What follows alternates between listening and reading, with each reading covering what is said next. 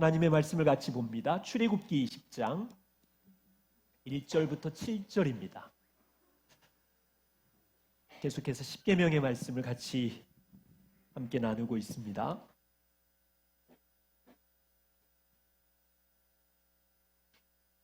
출애굽기 20장 1절부터 7절 한 절씩 교독하겠습니다. 제가 1절을 먼저 봉독합니다.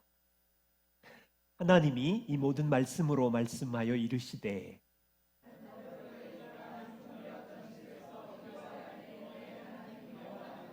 너는 나 외에는 다른 신들을 내게 두지 말라.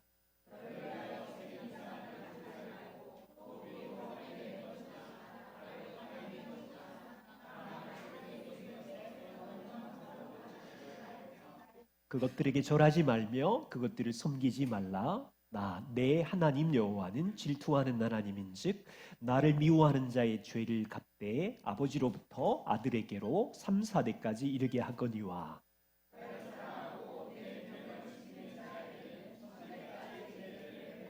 7절 함께 봅니다. 너는 내 하나님 여호와의 이름을 망령되게 부르지 말라. 여호와는 그의 이름을 망령되게 부르는 자를 죄 없다 하지 아니하리라. 아멘. 네, 이 하나님의 말씀 우리 성령 안에 지혜 주시기를 기도하겠습니다. 하나님, 영원자이시고 변함이 없으신 하나님의 마음을 이스라엘 백성들에게도 보이신 것처럼 이 시간 이 자리에 있는 주의 백성들에게도 보여주십시오. 하나님의 마음이 무엇인지 주의 사람들이 알고 인생의 행복의 원리를 따라 살아가게 해주십시오. 우리 모두를 주께 부탁드리오며 예수님 이름으로 기도드립니다. 아멘. 십계명 말씀은 이스라엘 백성들에게 주신 행복의 원리입니다. 1계명부터 4계명까지의 주제는 하나님을 오직 사랑하라라는 주제였어요. 1계명은 내가 창조자가 구원자이니 나 외에 다른 신을 두지 말고 나만 사랑해라 였고요. 2계명은 나를 사랑할 때 나를 어떤 형상으로 만들지 말아라. 나하고 견줄 수 있는 형상이 없다. 그리고 오늘 3계명은 나의 영광스러운 이름을 망령되이 부르지 말아라 입니다. 이 말을 얼핏 보면 하나님은 우리가 입을 열어 함부로 하나님의 이름을 모욕하는 것을 싫어하시는구나. 우리 입을 조심하라는 건가? 이렇게 짧게 생각할 수 있어요. 예를 들면 누가 저를 보고 강성환이라고 이름을 부르지 않고 강바모, 강느림보 이렇게 얘기하면 기분 나쁘잖아요. 그것처럼 하나님도 기분 나쁘실 수 있으시니까 모욕적인 말을 싫어하시나 보다. 우리 입을 조심해야지. 그 정도의 의미가 아니에요. 하나님의 이름을 망령되이 부르지 말라는 굉장히 깊은 포괄적인 인생 전체와 연결된 의미가 있어요. 한 3가지 정도를 나눌 텐데 이 3계명이 부정적인 의미가 있고 긍정적인 의미가 있는데 그것이 무엇인지를 살펴보고 또 하나님의 이름과 백성과의 관계, 우리의 이름과의 관계가 얼마나 끈끈하게 연결되어 있는지를 확인한 다음에 우리 또 이 계명을 인생에서 적용해 가며 살고 싶습니다. 먼저 첫 번째, 이 계명의 의미는 무엇일까요? 먼저 생각할 것이 있는데요.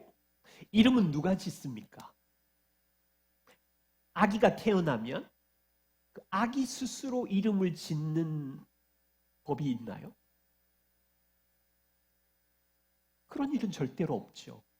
이름 짓는 것은 아버지나 할아버지, 다시 말하면 이름을 짓는 것은 권위의 행위이지요. 반대로 하나님은 그 어떤 사람도 하나님은 누구셔라고 이름을 지어준 적이 없어요.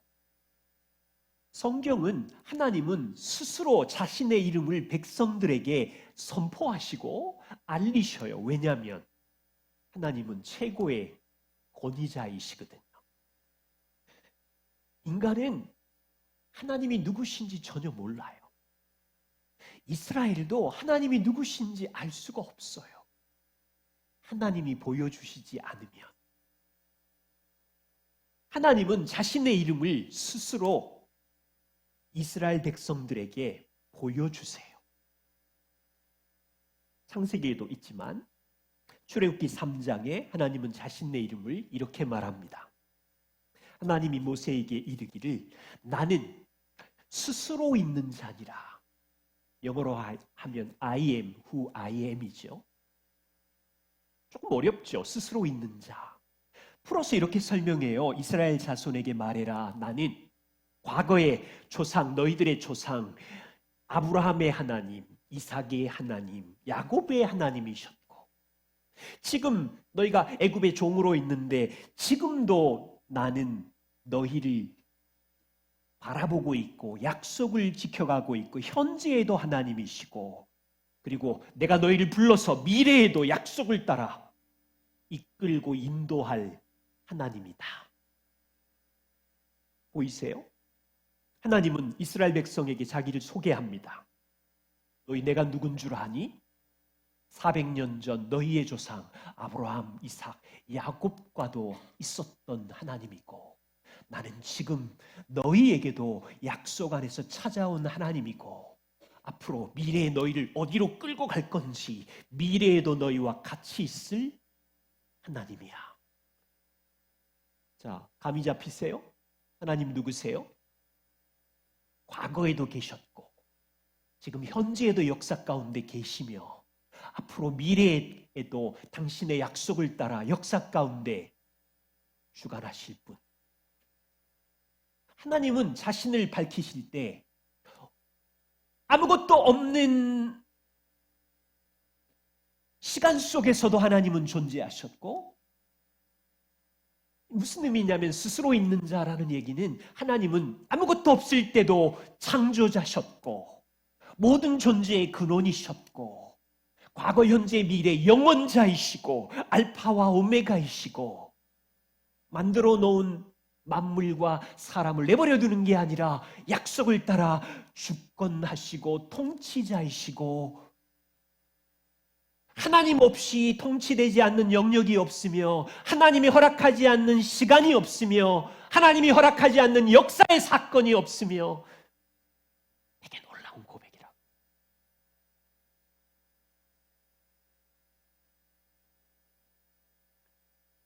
출애굽기 34장에 하나님은 자신의 이름을 다시 또 선포하세요. 5절 7절에 여러분 이 시점은 이스라엘 백성이 금송아지 우상숭배를 한 다음에 이놈들 하고 진노해야 되는 그 찰나에 이 죽일 놈들 하고 심판해야 되는 그 찰나에 하나님은 자신이 누구인지를 선포하세요. 여호와께서 구름 가운데 강림하사 그와 함께 거기 서서 여호와의 이름을 선포하시기를 여호와께서 그의 앞으로 지나시며 선포하시되 내가 누군 줄 아니? 여호와라 여호와라. 나의 이름은 자비롭고 나의 이름은 은혜롭고 나의 이름은 노하기를 더디하고 나의 이름은 인자와 진실이 많은 하나님이라. 나의 이름은 인자를 천대까지 베풀기를 원하며 나의 이름은 악과 과실과 죄를 용서하는 하나님이며 나의 이름은 벌을 그냥 면제하는 분이 아니라 악행이나 벌에 대해서는 반드시 심판하고 보응하는 분이라.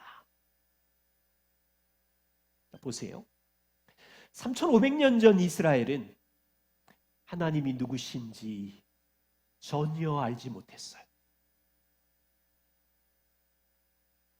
역사 속에 하나님이 누구신지 애굽 시민도 몰랐고 이스라엘도 감을 잡을 수가 없었어요. 그런데 이스라엘은 약속의 언약의 백성이기에 이제 역사 속에서 하나님이 누구신지 그분이 선포하니까 이제 알아가기 시작하는 거예요.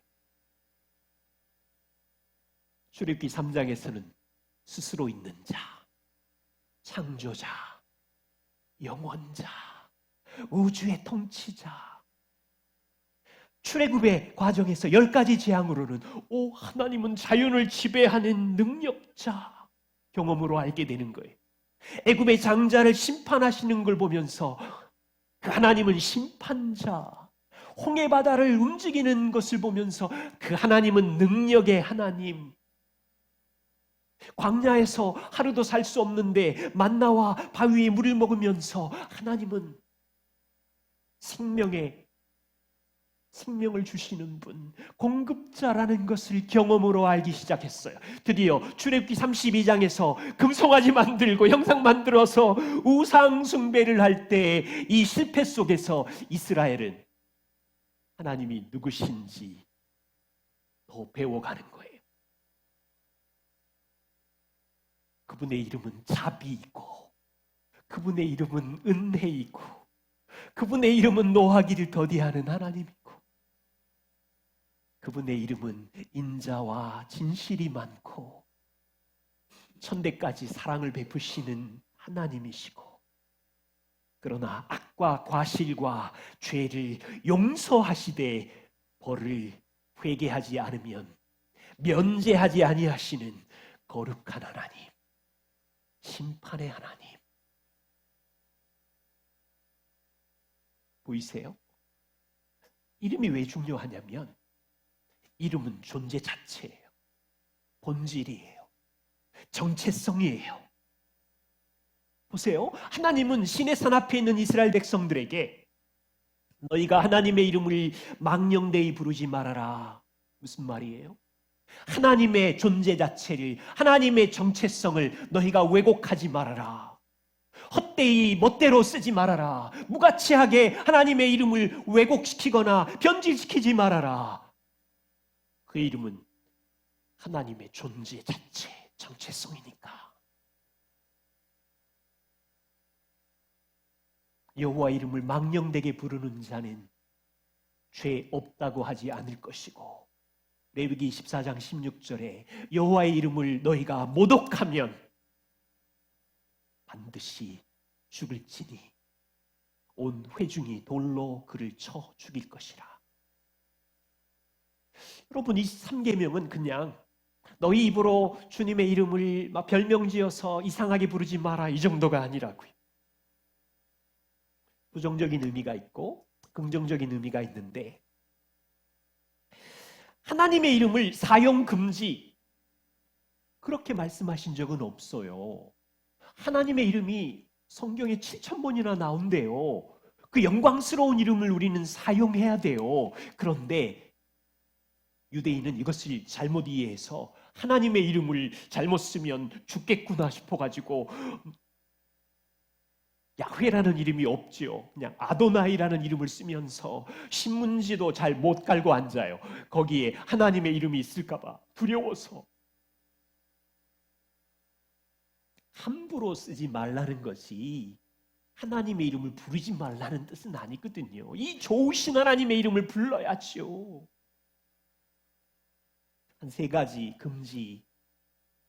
하나는요, 하나님의 이름을 마법적인 주문처럼 사용하는 걸 조심해야 돼요.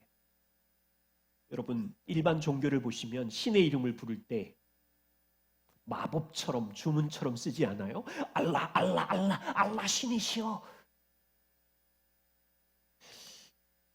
우리는 기도할 때 주여를 부르는 것은 우리 마음을 집중하기 위해서 좋지만 주여 주여 주여 주여 믿습니다 믿습니다 믿습니다 믿습니다 무슨 주문처럼 써서 거기에 무슨 힘이 있는 것처럼 쓰는 건 조심해야 돼요. 우리는 기도할 때 주님을 찾죠. 아버지를 찾지요.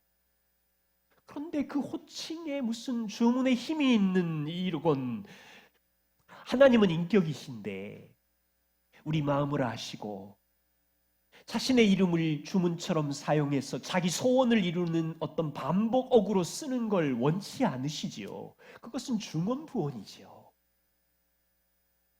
또는 하나님의 이름을 이용해서 거짓 예언을 하는 것을 조심해야 돼. 구약에 많은 선지자들이 그랬어요. 선지자들이 하나님의 이름을 이용해서 하나님이 이렇게 말씀하셨어. 거짓 예언을 선포했는데 하나님 말씀하시지요. 내가 그들을 보내지 않았다고요. 거짓 선지자들은 자기의 주장이나 자기의 어떤 확신을 가지고 하나님의 이름을 얹혀다가 포장을 하는 거죠. 과대 포장. 세 번째, 하나님의 이름으로 우리는 종종 거짓된 맹세를 할 때가 있어요. 지키지도 못할 약속인데 이 또한 조심해야 돼. 레위기 19장 12절 너희는 내 이름으로 거짓 맹세함으로 하나님의 이름을 욕되게 하지 말지니. 우리 자녀들도 부모님들도 조심해야 돼요. 자기를 정당화시키려고 아빠, 내가 하나님의 이름을 걸고 맹세할 수 있어요. 나는 정직해요.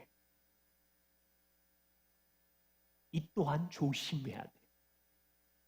하나님의 이름을 자기 욕망을 채우기 위한 주문처럼 사용하는 것도 우리가 조심해야 되고 그분의 이름으로 내 주장을 강화시키려고 거짓 예언을 하는 것, 거짓 맹세를 하는 일도 우리가 생각해야 돼요. 아주 중요해요. 필 라이크 목사님은 십계명 강해에서 이렇게 설명합니다. 우리의 계획을 이루기 위해서 하나님의 이름을 사용하는 것은 십계명 3계명을 심각하게 어기는 행위에 해당됩니다. 여러분, 우리의 계획을 이루려고 하나님의 이름을 사용할 때 어떤 그리스도인들은 이렇게 말해요. 주님이 내게 이것을 하라고 명령하셨어요. 주님이 내게 이것을 명령했대요. 또 어떨 때는 다른 지체를 찾아가서 내가 기도했는데 주님이 형제님에게 자매님에게 이 일을 하라고 내게 말씀하셨어 라는 식으로 말을 하는 것을 조심하세요. 필라이크 목사님은 이건 위험한 일이다. 하나님께서는 우리에게 말씀하실 필요가 있는 모든 것은 이미 성경에 다 기록해 놓으셨는데 물론 제 마음 안에 여러분 안에 성령이 내주하시니까 성령께서 주시는 인도하심의 그 은혜의 생각들이 있지요. 인정합니다. 성령의 내적 인도하심. 그런데 우리의 약함은 이 내적 인도하심을 하나님께서 나오는 권위 있는 말씀처럼 말하려고 하는 유혹이 있다는 거예요. 이것을 조심하라고 말하고 있어요. 우리는 문화적으로 하나님의 이름, 예수님의 이름을 모욕하는 시대에 살고 있어요. 유튜브나 인터넷 채널 토크쇼를 보시면 하나님을 경외하지 않는 욕설과 주제들이 난무하는 시대입니다. 제가 확인을 못했지만 어느 글에 보니 미국 메릴랜드 주 법에는 사람들이 술 많이 드시고 음주, 또 풍기문란 이런 죄를 범하면 30일 동안 감옥에 갇혀 있고 100불의 벌금이 부과된대요. 근데 또 하나 있는데 시민이 경찰관에게 욕설을 퍼부으면 그 사람도 30일 동안 감옥에 갇히고 100불의 벌금을 부과하는 법이 있대요. 그렇다면 창조자이시고 영원자이시고 역사의 주관자이신 하나님의 이름을 마술적으로 사용해서 자기 이득을 챙기고 자기 주장을 확대하려고 거짓된 예언을 말하고 마음 안에 있는 내적인 생각과 소리를 하나님의 권위로 더 강조하면서 하나님의 명예를 훼손하는 일은 적은 죄가 아니지요. 우리는 계속해서 어떻게 말하고 어떻게 하나님의 이름을 존중할 것인지를 배워가야 합니다. 긍정적인 의미는 이것인데, 부정적인 의미는 하나님의 이름을 망령되이 함부로 부르지 말라라면, 긍정적인 의미는 우리에게 하나님의 거룩한 이름을 바르게 사용하고 그 이름을 존중하라는 거죠. 그 기독교 강요 켈빈이 이 본문을 이렇게 말했어요. 이 3계명의 목적은 하나님이 자기의 이름의 위엄을 우리가 거룩히 여기기를 원하신다는 것입니다. 그러므로 하나님의 이름을 무례하고 불순한 태도로 다룸으로써 그분의 이름을 모독해서는 안 되는 것입니다. 당연히 이 금지에 담긴 더 중요한 의미는 성도들이 경건하고 공경하는 마음으로 하나님의 이름을 존중하도록 열성과 주의를 기울이라는 명령이 포함되어 있는 거죠. 여러분, 자녀 여러분 중에 아버지의 이름을 버릇 없이 농담처럼 이렇게 말하는 사람이 있나요? 친구들끼리 모여서 우리 아버지의 별명 이름은 이기주의자야. 혼자 아이스크림을 다 드셔. 내가 옆에 있어 보니 우리 아버지의 이름은 분노대장이야. 항상 말끝마다 짜증과 화를 쏟아내셔. 이렇게 비웃는 자녀들이 있다면 그걸 듣는 아빠의 기분은 어떨까요? 비록 저를 포함한 우리 아빠들은 연약하고 부족한 육신의 아버지지만 자녀들이 아버지의 이름을 깔아뭉기고 비웃고 소중하게 여기지 않는 걸 불쾌해하고 힘들어하겠죠. 그렇다면 완전한 창조자이시고 거룩한 하나님은 어떠시겠어요? 그분의 백성들이 하나님의 이름을 소중하게 여기기를 원하고 시편의 성도가 이런 고백을 했어요. 여호와께서 그의 이름에 합당한 영광을 돌리며 예배할지니라. 빌립보스 2장에는 하늘과 땅과 존재하는 모든 곳의 무릎이 예수의 이름에 꿇게 하시고 모든 입으로 예수 그리스도를 주로 시인하고 하나님께 영광을 돌리게 할지어다. 이것이 그분께 돌려야 되는 합당한 영광이죠. 자, 우리는 여기서 두 번째로 하나님의 이름과 백성들과의 관계를 살펴보려고 해요. 출애굽기 19장 5절에 시내산 앞에 있는 이스라엘 백성들을 향해서 하나님은 이렇게 말합니다. 온 세계가 다 내게 속하였는데 너희는 내 말을 앞으로 잘 듣고 나의 언약을 지키고 너희는 그렇게 해서 모든 민족 중에서 나의 소유가 되고 너희는 열방의 제사장 나라가 되고 거룩한 백성이 되어라. 자, 놀라운 일이에요. 조금 전까지는 이스라엘은 애굽의 종이라는 이름을 갖고 있었는데 시내산 앞에서는 새로운 이름이 주어진 거예요. 어떤 이름? 너희는 하나님의 소유라는 이름, 너희는 하나님의 제사장이라는 이름, 하나님의 백성이라는 새로운 이름이 주어졌어요.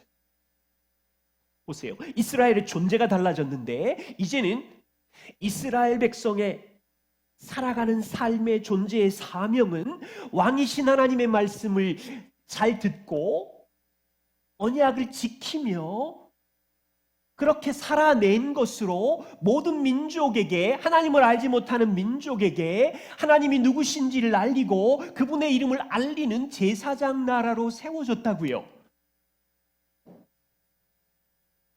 다시 이스라엘의 인생은 완전히 시내산 앞에서 달라졌는데 그분 이스라엘의 이름은 하나님의 백성, 소유, 제사장이라는 새로운 이름을 어깨에 걸고 이스라엘만 하나님의 이름을 경험했죠. 열방에 하나님의 이름이 누구신지, 존재와 성품이 무엇인지 전혀 모르는 다른 민족들 앞에서 이스라엘은 하나님의 이름을 알리는 존재로 살아가는 새로운 삶을 주신 거예요. 지금 저는 하나님 입장에서 생각해 보면 상당히 위험한 일을 하고 계신 거예요. 이해하셔야 돼요. 얼마나 위험한 일이냐면 애굽의 똑똑한 시민들, 교양이 있는 그 사람들의 성을 둔 게 아니라 400년 동안 노예 근성으로 찌들어 있는 불쌍한 종들을 불러다가 자기의 이름을 나타내는 존재로 세웠으니 얼마나 위험한 일을 하나님이 지금 시작하고 있냐고요. 그리고 그들을 앞에 세워놓고 3계명, 너희는 나의 이름을 망령되이 부르지 말라. 그렇게 되면 너희를 만나는 하나님을 모르는 모든 자들이 나에 대한 오해를 가지고 살 것이니.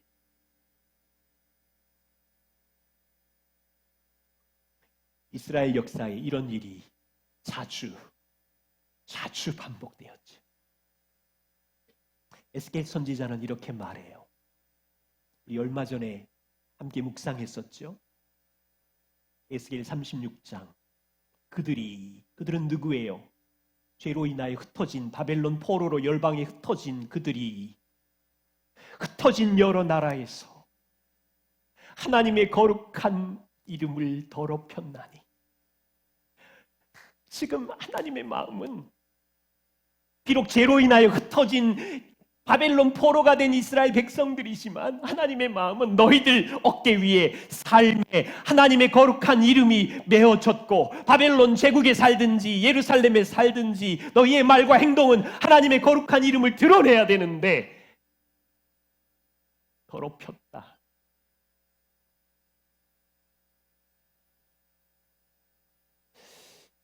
하나님은 이스라엘이 내 백성이고 하나님의 이름을 아는 자들이고 그들이 예루살렘에 있든지 세상 속에 있든지 교회에 있든지 바벨론 포로로 있든지 뉴욕에 있든지 북한에 있든지 직장에 있든지 어디에 있든지 하나님의 거룩한 이름을 만나는 사람들에게 세상에게 나타내기를 간절히 원하고 계셨는데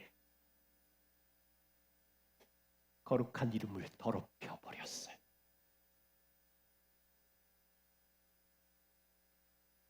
그러자 하나님이 어떻게 하신대요? 23절. 여러 나라 가운데서 더럽혀진 이름, 너희가 그들 가운데서 더럽힌 나의 큰 이름, 이제 내가 거룩하게 할 거야. 내가 그들의 눈앞에서 너희로 말미암아 나의 거룩함을 나타낼 거야. 더럽힌 건 이스라엘 백성인데 하나님은 자기의 열심과 사랑으로 당신의 거룩하신 이름을 회복하겠대요. 그리고 36장 그 뒤로 보면 맑은 물로 씻기시고 복음을 약속하는 장면이 나오죠. 마른 뼈 같은 너희를 다시 살릴 거고 복음을 약속하는 장면이 나오죠.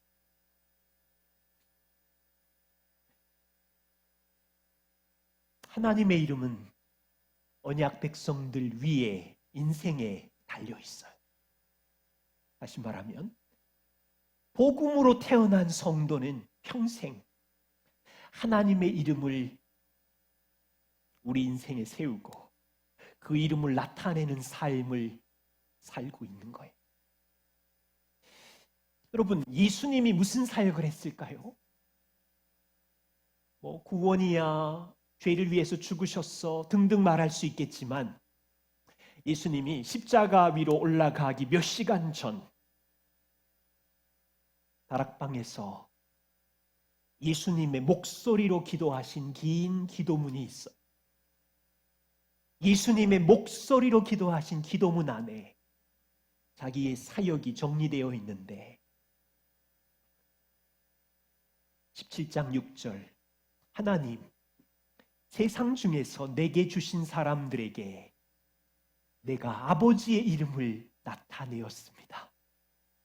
11절 아버지, 나는 세상에 더 있지 못합니다. 이제 조금 오면 십자가 위로 올라갑니다. 그런데 이 제자들은 세상에 있습니다. 나는 아버지께로 이제 가지만 거룩하신 아버지여, 내게 주신 아버지의 이름으로 남겨진 이들을 보존해 주십시오. 출애굽기 34장에 있는 노하기를 더디하시고 인자하시고 진실하신 아버지의 이름으로 이들을 보존해 주십시오. 마지막 26절 기도문에도 내가 아버지의 이름을 이들에게 알려주었고 아버지가 얼마나 놀라운 성품과 인자와 사랑인지 이들에게 또 알려주었습니다. 보세요. 예수님의 삶, 예수님의 말씀, 예수님의 사역 전체가 뭐냐면 아버지의 이름, 하나님이 누구신지를 우리에게 보여주신 시간이었어요. 그리고 마지막 예수님은 그렇게 사셨다고 고백하고 있어요.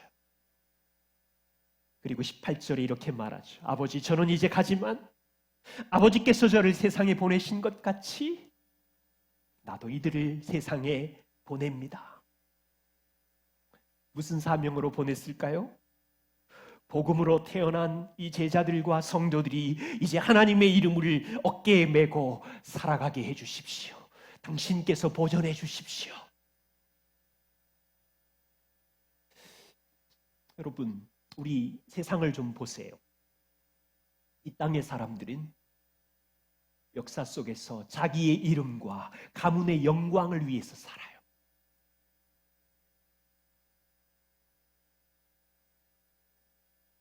이거에 비하면 얼마나 초라한 비전이에요. 보세요. 10대는 온통 학업의 영광을 위하여 매진하고요. 20대는 결혼과 취업의 영광을 위해서 매진하고요. 30, 40대는 자녀 양육 어떻게 성공적으로 할까? 50대는 성공과 내 집 마련을 위해서 매진하고요. 60대는 어떻게 노후를 잘 마무리하게 고생덜하고 형통할까? 이게 전부가 아닌데 하나님이 우리를 구원하신 존재의 목적은 우리의 전 인생의 비전 시즌 속에서 하나님의 이름을 나타내는 건데 가정예배 왜 해요? 누가 박수 쳐준다고 뭐 한 3, 4만 원짜리 쿠폰, 물론 그건 격려지만 우리 아이들은 되게 이 선물 클 것 같아 그러겠지만 하나님의 이름을 전수하려고 우리는 이 부르심으로 부름을 받았다고요. 우리는 놀라야 돼요. 생각해 봐야 돼요. 그냥 이스라엘 그냥 뒀으면 애굽 땅의 시민들처럼 자기 이름과 가문의 영광을 위하여 살았을 거고 초대교회 로마 제국의 도시 사람들처럼 힘과 권력과 자기 이름의 영광을 위해서 살았을 텐데 하나님이 우리를 불러내셔서 구원의 새로운 옷을 입혀주신 다음에 이제는 하찮은 자기 이름의 영광을 위해서 사는 존재가 아니라 하나님의 이름과 연결해서 살도록 이 눈으로 성경 구석구석을 보니까 예수 그리스도의 이름하고 연결 안 된 게 없어요. 구원을 생각해 보세요.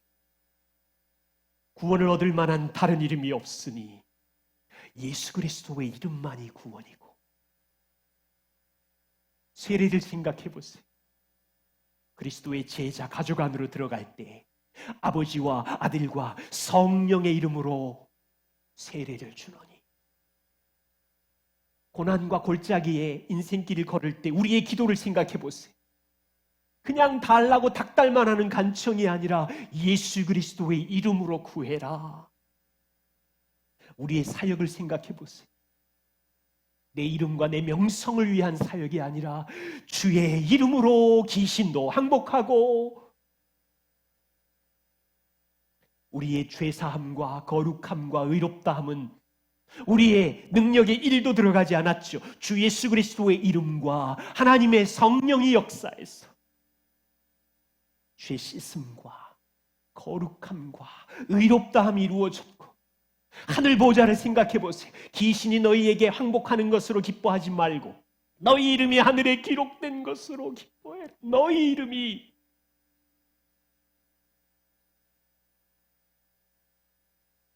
여러분, 땅에서 사는 세상의 사람들은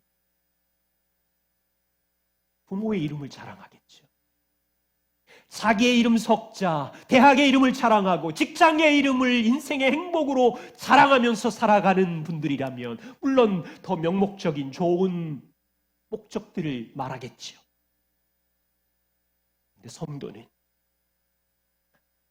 하나님의 이름, 예수의 이름을 자랑하고 의지하고 우리의 삶 전부가 구원도, 기도도, 사역도, 용서와 의롭게 됨과 영원한 생명을 얻는 자리까지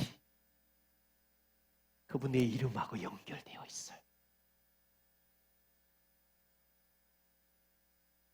성경에 상당히 충격적인 장면이 또 있는데 계시록 16장 9절이에요. 막 세상에 재앙들이 몰려와요.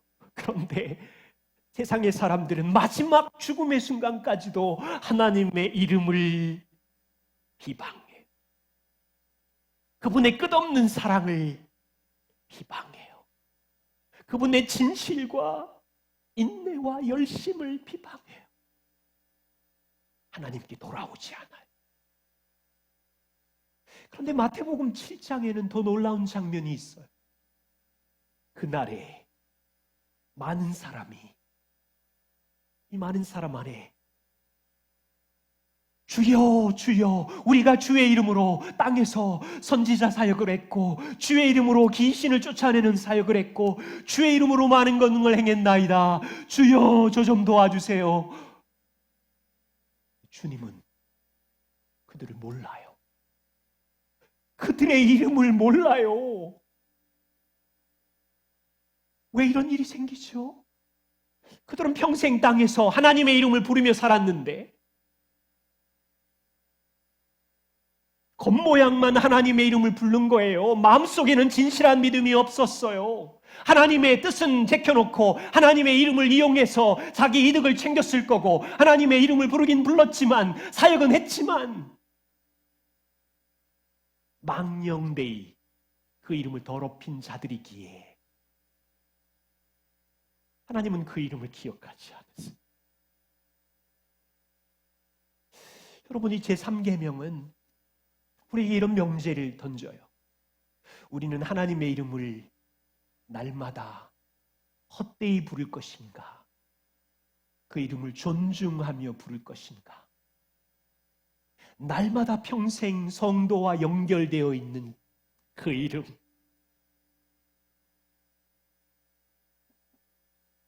한 가지 적용을 나누고 싶어요. 예수님께서 우리에게 가르쳐 주신 기도인데 너희는 이렇게 기도해라.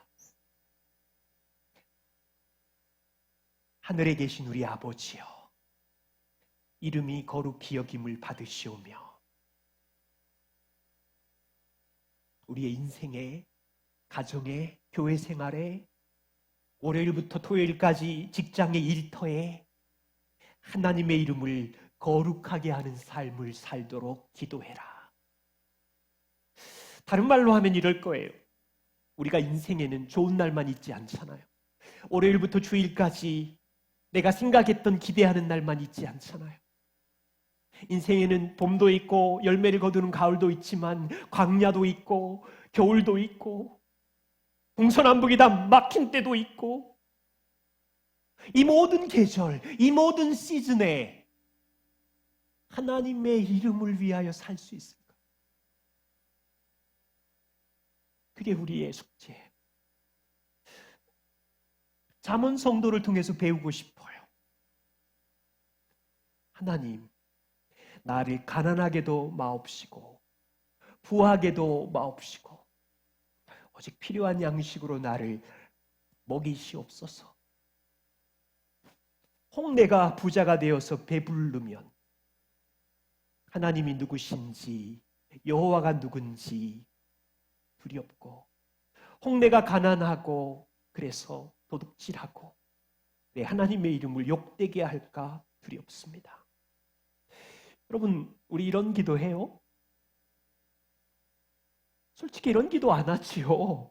우리 대부분의 기도는 하나님, 가난은 절대로 안 됩니다. 주실 거면 그냥 꽉 채워가지고 차고 넘치게 주시지. 가난하게도 마옵시고 대박 나게 해주세요 기도하지. 공부하는 여러분들은 하나님 그냥 합격 정도가 아니라 수석 장학금 합격되게 해주세요 그러지. 머리가 될지언정 꼬리가 되지. 잠언 성도의 마음의 동기를 잘 보세요. 가난하기를 원치 않는 이유가 뭐예요? 내가 가난하면 이웃에게 창피를 당하고 내가 가난하면 가족이나 부모님이나 이웃이 너의 인생은 실패구나라는 말 때문이 아니라 하나님의 이름을 멈추라니까 봐.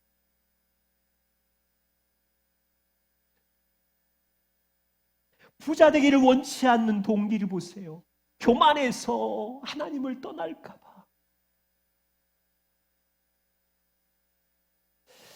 욥의 아내가 생각났어. 자녀를 다 잃어버리고 재산을 다 잃어버리고 얼마나 절망과 인생의 골짜기도 이런 지하 100층이 어디 있어요.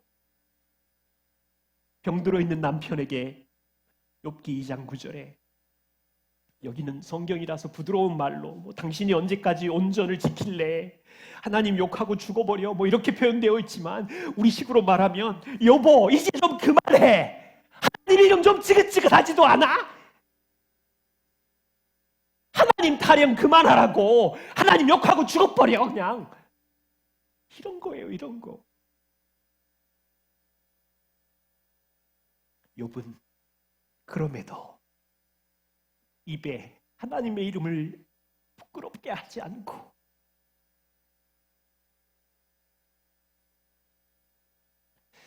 저와 우리는 참으로 연약한 죄인입니다. 때로는 욥의 아내 같아요. 인생의 고난의 폭풍우가 밀려오면 아예 습관이 됐어요. 하나님 나 또 버리셨구나. 하나님 진짜 내 인생에 무자비하셔. 심정은 이해하지만 하나님의 이름을 망령되이 말한 거예요. 복음을 의지해서 우리의 죄를 고백해야 돼요. 하나님은 한 번도 그렇게 말하신 적이 없어요. 하나님의 이름은 우리가 망가지든 금우상 숭배를 하든 절대로 우리를 떠나시지 않는 임마누엘이세요. 우리는 조금만 골짜기에 갇히면, 우리는 조금만 내 뜻대로 인생이 풀리지 않으면 그냥 입에 습관이 돼버렸어요. 하나님이 선하기는 뭐가 선해. 상처만 주는데 그분은 사랑도 아닌 것 같아. 죄송해요.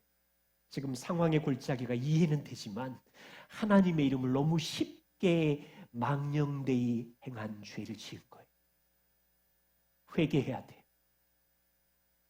하나님의 이름은 한순간도 선하시지 않은 적이 없어. 아들을 내어주시기까지 사랑하셨잖아.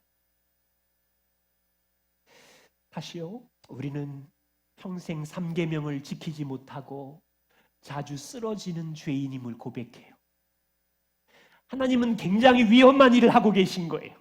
아니 나같이 버러지 같은 벌레 같은 나에게 하나님의 이름의 영광을 맡기시다니 이거 너무너무 위험한 일을 시작하신 거예요.